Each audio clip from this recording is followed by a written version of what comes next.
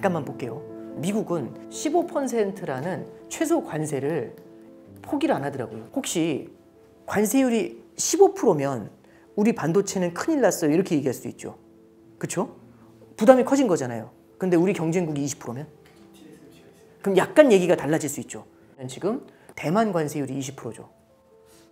기분이 안 좋을 수 있잖아요. 그런데 만약에 대만이 자국 통화를 5% 절하하면 어떻게 될까요? 그러니까 저는 어떤 말씀 드리고 싶냐면 하반기에는 환율 전쟁이 좀 있을 것 같아요. 이번에 관세 협상에서 미국이 원하는 게 뭔지를 한번 좀 보려고 했었어요. 첫 번째는 시장의 개방을 요구를 하더라고요. 자, 그럼 시장 개방이라는 게 뭐냐? 베트남, 인도네시아, 그 다음에 필리핀 이런 국가들한테 관세 협상을 했거든요. 그래서 이 국가들한테 공통적으로 시장을 열어젖히라고 해요. 근데 시장을 열어젖히는데 이렇게 조건을 주더라고요. 미국이 상대 국가의 물건을 수입을 할 때는 19에서 20%의 관세를 부과하는데 이 미국산 물건을 해외로 수출할 때는 무관세를 적용을 합니다. 그럼 그만큼 해당 국가들한테는 미국이 수출하기가 유리해지는 거죠. 그래서 동남아 국가들한테는 시장을 개방하게 하고 플러스로 여기다가 미국산 항공기, 비행기를 좀 사라고 얘기를 해요. 보잉 비행기를 뭐 50대씩 사라 뭐 이렇게 얘기를 하는 거죠. 네, 안녕하세요. 저는 신한 프리미어 패스파인더의 오건영 단장이라고 합니다. 신한은행하고 증권하고요. 우수고객 관리를 위해서 프리미어 패스파인더라는 조직을 만들었어요. 여기서 단장 역할을 좀 하고 있습니다. 근데 여기서 그치지 않죠. 플러스로 뭐가 들어가냐면 일본이라든지 EU라든지 한국 같은 경우는 여기다가 시장 개방을 좀 더 적극적으로 요구를 해요. 그리고 EU하고 한국 같은 경우는 어떤 걸 많이 요구하냐면은 미국산 LNG죠. 에너지를 사들여라 이런 얘기를 되게 많이 합니다.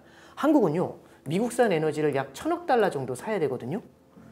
지금 EU 같은 경우는 7,500억 달러 정도 사야 됩니다. 이 7,500억 달러면 어느 정도 금액이냐면 이게 우리나라 외환보유고가 세계 10위거든요. 4,100억 달러 있어요. 엄청난 금액이죠. 거의 더블이잖아요. 이건 그래서 현실적으로 가능한 거냐 이런 얘기들도 사실은 나오고 있습니다.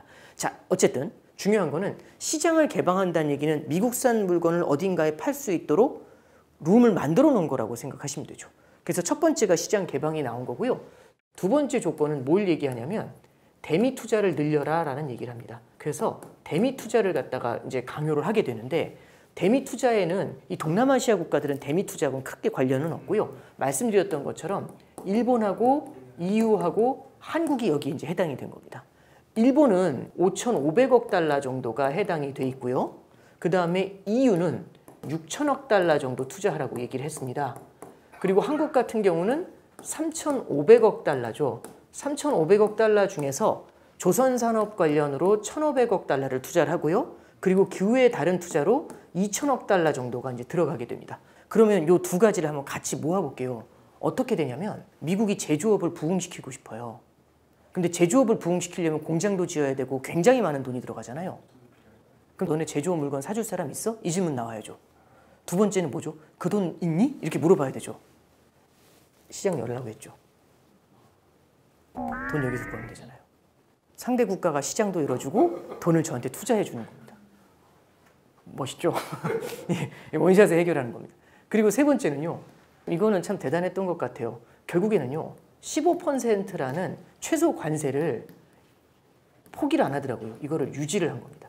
사실은 일본이 협상에서 굉장히 어려웠던 게 뭐냐면 일본은 자기들이 특혜를 받을 거라고 생각했었던 것 같아요. 관세를 안 맞고 제로로 만들고 싶었던 거죠. 그러다 많이 혼난 겁니다. 그래서 처음에는 이제 협상할 때 제로로 만들고 싶어 하다가 관세율을 낮추는 것만으로도 만족해야 돼. 이렇게 이제 일본도 스탠스 전환을 하게 돼요. 그래가지고 요번에 이제 딱 보면서 결국에는 이 15%라는 관세를 유지하게 되잖아요. 그럼 어떤 일이 벌어지냐면 미국은 재정을 수입이 생겨나는 거잖아요. 또 하나는 15% 관세가 있기 때문에 미국 내 제조업이랑 다른 국가에서 수입돼 들어오는 제조업 제품이랑 비교해보면 미국 내 싸움에서도 밀리지가 않죠. 그래서 1번하고 3번은 미국의 제조업에 가격 경쟁력하고 사줄 수 있는 시장을 확보해주는 역할을 하는 거고요. 그 다음에 여기서 투자를 받아주는 이제 그런 역할을 하게 되는 겁니다. 그래서 1, 2, 3번으로 보면은 그럼 미국은 무엇을 원하는가? 자국이 생산을 해가지고 물건을 팔고 싶은 거죠. 근데 미국 물건 너무 비싸고 경쟁력 없잖아. 시장 열어주고 투자 많이 받으면 할 수 있지 않을까요? 이번에 그래서 미국이 무엇을 원하는가라고 할 때 여기다 포커스를 맞추면서 지켜봤던 것 같습니다. 이제 우리는 뭘 해야 되냐면 관세 있는 세상에서 살아봐야 되거든요. 여태까지는 관세 없는 세상에서 살았지 않습니까? 지금 실효 관세율이 약 18% 정도 될 것 같다고 해요. 현재까지 버전으로만 보면. 그럼 18%의 관세율은 1933년 이후에 가장 높은 관세율이라고 합니다. 그러면 우리가 관세라는 거는 물가에는 어떤 영향을 줄까요? 물가를 갖다 끌어올리는 역할을 하게 되면 이건 또 고금리를 만들어낼 수가 있죠. 그리고 관세가 부과됐었을 때는 사람들이 물건을 사기가 힘들어지잖아요. 그러면은 성장이 위축이 될 수도 있죠. Every time I come, it's more money, more price, more rising prices. It's terrible. I can't believe this. 그래서 저는 일단 첫 번째 드리고 싶은 말씀은요. 이제부터는 시장이 관세라는 것에서 어떻게 실제로 적응해 가는지 이제 그거를 좀 바라보면서 겪어가는 그런 그림이 좀 나타나게 될 것 같아요. 그래서 일단 그게 첫 번째고 관세 있는 세상 속에 살아보기. 그리고 이제 두 번째는요. 조금 더 이제 실무적인 말씀을 좀 드리면 어떤 게 포인트냐면 이걸 딱 보시면은 15%의 대한민국이 있는 게 이렇게 보이잖아요. 그죠? 그리고 일본이나 대부분의 국가들이 15%의 관세율을 받았지 않습니까? 그러니까 우리는 이제 요걸 많이 봐요. 근데 저는 어떤 말씀 드리고 싶냐면 요 위쪽에 있는 국가들은 기분이 좀 어떨까요? 불만이 좀 많지 않을까요? 그럼 불만이 있으면 받아들이려고 할까요? 아니면 뭔가 싸움을 좀 하고 싶을까요? 그렇죠. 그러면은 그 싸운다는 게 뭐냐면은 보복 관세를 쓸 수도 있죠. 그래서 잠깐 보시면 제가 몇 군데를 표시했는데 지금 대표적으로 불만을 갖고 있는 나라가 브라질이죠. 그리고 인도도 25%인데 불만이 많대요. 그러면 브라질하고 인도는 공통점이 뭐냐면 브릭스라는 단어가 있어요. 이 브릭스라는 단어가 뭐냐면은 브라질, 러시아, 인도, 중국 같은 신흥국들의 연합체예요. 근데 이 브릭스에서는요. 지금 러시아하고 중국이 들어가 있잖아요. 약간 트럼프는요. 이 브릭스를 갖다가 반미국 공동체라고 생각을 해요. 그래서 브라질하고 인도한테 고율 관세를 적용을 하고 있는 거죠. 그럼 이 둘은 이렇게 고율 관세를 부과하면은 기분 좋게 웃을까요? 아니면은 싸움을 좀 고민하게 될까요? 싸움을 고민하게 되겠죠. Imperador, nós somos países soberanos. Se ele achar que ele pode taxar, os países têm o direito de taxar também. 그리고 잠깐 볼게요. 대만 관세율이 20%죠. 혹시 관세율이 15%면 우리 반도체는 큰일 났어요. 이렇게 얘기할 수 있죠. 그렇죠? 부담이 커진 거잖아요. 근데 우리 경쟁국이 20%면? 그럼 약간 얘기가 달라질 수 있죠. 그럼 대만 같은 경우도 기분이 안 좋을 수 있잖아요. 그럼 이런 국가들이 과연 어떻게 대응을 할까? 첫 번째는 강하게 반발하는 경우가 있겠죠. 그래서 보복관세 부과하겠다. 미국에 대해서 안 좋은 감정? 이런 것들 때문에 미국 물건 안 사주기 캠페인, 캐나다가 지금 그거 하고 있거든요. 예, 그런 걸 할 수 있죠. 그리고 두 번째는 또 뭐가 있을까요? 다른 나라보다 높은 관세율을 맞았어요. 그럼 수출하기가 어렵겠죠. 그럼 수출하기가 어려우면 어떻게 하면 이 어려움 난관을 극복할 수 있을까요? 환율을 낮춰놓고 싶지 않을까요? 그러니까 내 나라 통화 가치가 떨어지면 수출하기가 유리하겠죠. 만약에 대만이 자국 통화를 5% 절하하면 어떻게 될까요? 쌤? 네, 그런 일이 벌어지죠. 그러면 내 나라 통화 가치를 약하게 만들고 싶겠죠. 가장 좋은 방법은 금리를 낮추는 방법이 있습니다. 자, 내 나라 금리가 낮아지잖아요. 내 나라 통화를 보유했었을 때 부과해주는 이자가 낮아지죠. 그럼 내 나라 통화의 매력이 떨어지게 되죠. 그러면 내 나라 통화 가치가 떨어지니까 수출하기에는 유리해지겠죠. 그러면 너네 왜 자국 통화 가치 왜 낮춰서 환율 조작해가지고 수출하려고 그래? 그럼 얘기할 수 있는 게 딱 하나예요. 우리나라 지금 수출이 안 돼서 경기가 안 좋으니까 내수 부양해야 된다. 내수 부양하려면 답은 딱 하나다. 금리 인하밖에 없다. 그래서 지금 무역 전쟁, 이런 관세 전쟁이 이렇게 한창이 되니까 여기 보시면 22 정책위원이 뭐라고 하죠? 기준금리 중립 수준 아래로 내려야 이렇게 얘기하고 있죠. 그 다음에 일본 같은 경우도 지금 엔화가 약세인데도 금리 인상을 갖다가 최대한 천천히 하고 싶어 해요. 그러다 보니까 최근에 보면 엔화가 또 약세를 좀 보이고 있거든요. 그 다음에 중국 예금금리 사상 첫 0%대 진입 이렇게 나오죠. 그 다음에 영국도 기준금리 인하하고 있고요. RBA가 호주예요. 확신을 갖고 금리 인하 이런 얘기하고 있죠. 그 다음에 스위스 프랑이 10년 만에 최대 강세래요. 그래서 마이너스 금리 다시 오나 이렇게 얘기합니다. 자, 스위스가 39% 관세를 맞은 데다가 거기다가 스위스 프랑이 10년 만에 너무너무 강해요. 그럼 스위스 제품은 관세에다가 통화 절상까지 받으니까 스위스 제품이 너무 비싸잖아요. 그럼 수출이 안 되겠죠. 그러면은 관세는 되돌릴 수 없다면 뭘 하는 게 가장 중요할까요? 물론 관세 협상도 하겠지만 내 나라 통화 가치를 낮춰야겠죠. 그럼 스위스는 기준금리 인하를 하는 게 맞겠죠. 스위스 프랑 약세로 만들려고. 자, 스위스 차트인데요. 이 빨간색 선이 달러 대비 스위스 프랑 통화의 환율을 얘기하는 겁니다. 그 다음에 파란색 선이 스위스의 기준금리예요. 잠깐 보시면 스위스의 기준금리를 잠깐 보시잖아요. 지금 이미 0%로 내려와 있어요. 원래 팬데믹 당시에 마이너스 금리였거든요. 마이너스를 탈출해서 위로 올라왔다가 이미 다 내렸어요. 근데 0%인데도 스위스 통화 가치가 너무너무 센 거예요. 이 차트가 밑으로 내려오는 게 스위스 프랑이 강하다는 거예요. 달러 대비해서. 그래서 스위스 프랑이 지금 엄청 세거든요. 이렇게 많이 내려와 있다는 얘기는. 근데 지금 이 기준금리 이미 내려와 있잖아요. 그럼 여기서 어떻게 해야 되죠? 만약에 스위스 프랑이 너무 강해서 답이 없으면 이걸 어떻게 이제 끌어올려서 스위스 프랑을 약세로 만들어야 되는데, 그러려면 제일 좋은 방법은 기준금리를 더 낮춰야 되죠. 근데 기준금리를 더 낮추면 어떻게 되죠? 마이너스 금리로 다시 박히는 거죠. 그럼 스위스만 마이너스 금리로 내려갈까요? 아니면 다른 나라들도 기준금리를 갖다가 좀 낮춰서 내 나라 통화 가치를 최대한 약하게 만들어서 이 관세 충격에서 조금 상대적인 우위를 점하고 싶을까요? 모두가 똑같이 그 짓 하면 그런 거 어려운 말로 환율 전쟁이라고 합니다. 네. 하반기에는 환율 전쟁이 좀 있을 것 같아요. 미국이 이렇게 다른 나라들이랑 이제 대립각을 세우게 되면 결국에는 달러 패권도 같이 흔들리게 되지 않을까요? 그럼 다른 국가들이 내 나라 통화 약세 만들려고 장난치는 거, 그거를 미국이 알까요? 모를까요? 그럼 환율 전쟁의 가능성이 있다는 걸 알겠죠. 그럼 트럼프가 가만 놔둘까요? 아니면 뭔가 한마디 할까요? 하겠죠. 트럼프 대통령이 뭐라고 했냐면, 이게 7월 26일 날 한 얘기예요. 나는 강한 달러를 좋아하는 사람이다. 그렇지만 약한 달러가 훨씬 더 많은 돈을 벌게 해준다. 이렇게 강조해요. 약한 달러가 좋다는 얘기죠. 그러면서 뭐라고 했냐면, 약한 달러가 아니라 더 약한 달러가 필요하대요. 강한 달러를 가지면 아무것도 팔 수 없고 우리는 인플레이션을 없애버렸다. 이 강달러의 장점이 딱 하나 있어요. 수입되어 들어오는 물건의 가격을 낮추거든요. 강달러인 것에서 인플레이션을 제압할 수 있는데 인플레이션이 없잖아요. 그럼 강달러가 무슨 필요가 있습니까? 강달러 필요 없다. 그래서 물건을 많이 팔려면 약한 달러가 필요하죠. 더 약한 달러가 필요하답니다. 그래서 뭐라는 줄 아세요? 일본과 중국이 항상 원하는 건 약한 통화였대요. 엔화 약세, 위안화 약세를 통해서 수출을 많이 하고 싶었죠. 그들하고 많은 싸움을 했대요. 그러면서 뭐라고 했냐면, 지난 20년간 중국 역사를 보면 그들이 한 일은 약한 통화를 위해 싸운 것뿐이래요. 그래서 일본은 정말 잘 나가던 시절 매우 약한 통화를 갖고 있었다. 일본 주가지수 오를 때 아베노믹스 하면서 엔화 많이 살포했잖아요. 엔 약세가 엄청났고 니케이 지수가 전고점을 뚫었어요. 90년도 버블 붕괴 당시. 트럼프는 지금 이걸 보면은 강한 달러를 원할까요? 약한 달러를 원하나요? 이것만 보면 약한 달러죠. 다른 국가들은 어떻죠? 자국 통화를 약세로 만든다는 얘기는 달러가 강해진다는 얘기지 않습니까? 고수를 두고 있는데 이렇게 얘기한 거예요. 그 얘기는 뭐죠? 장난치지 마세요. 얘기하는 거죠. 딱 느낌이 좋지 않으세요? 자, 근데 여기서 표현 하나만 찾아갈게요. 약한 달러가 아니라 더 약한 달러가 필요하대요. 더 약한 달러가 뭘까요? 근데 저는 이게 정말 약한 달러 이게 아니고요. 제 생각에는 이렇게 해석하는 게 나을 것 같아요. 약한 달러가 됐을 때 뭐가 문제냐면은 달러 패권이 붕괴될 수 있는 위험이 있어요. 그러면 약한 달러가 아니라 보다 약한 달러, 이거는요, 이게 위커 달러거든요. 비교급이잖아요. 그러면 비교할 수 있는 대상이 존재하죠. 그럼 비교 대상이 뭔데? 다른 국가 통화겠죠. 보통 달러가 약해지려면 미국 경제가 안 좋아지면 달러가 힘이 빠져서 달러 약세가 와요. 일반적으로. 그럼 미국 경제가 박살나면 달러가 약해지겠네? 이렇게 생각할 수 있지만 그러지 않고도 달러가 약해지는 방법이 있어요. 어떤 방법이냐면, 미국 경제는 탄탄해요. 그럼 달러 강세잖아. 다른 나라 경제가 더 강해요. 그럼 어떻죠? 그 나라 통화보다 위커 달러가 돼요.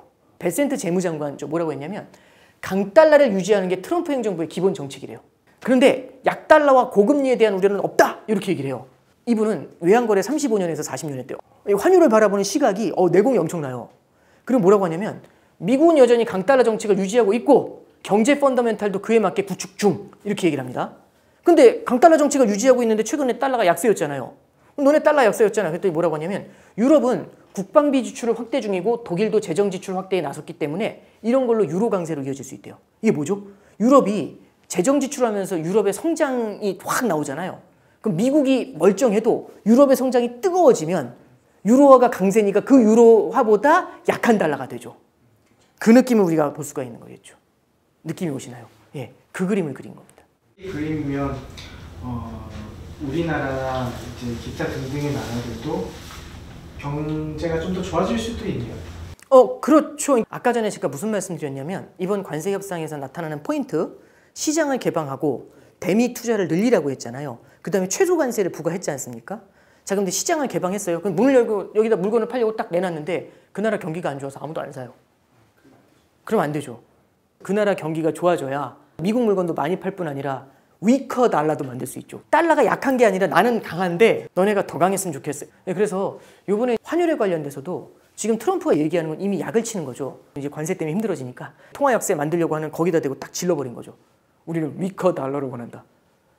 너네가 통화 약세를 만들든지 아무 상관없다. 우리는 위커 달러다.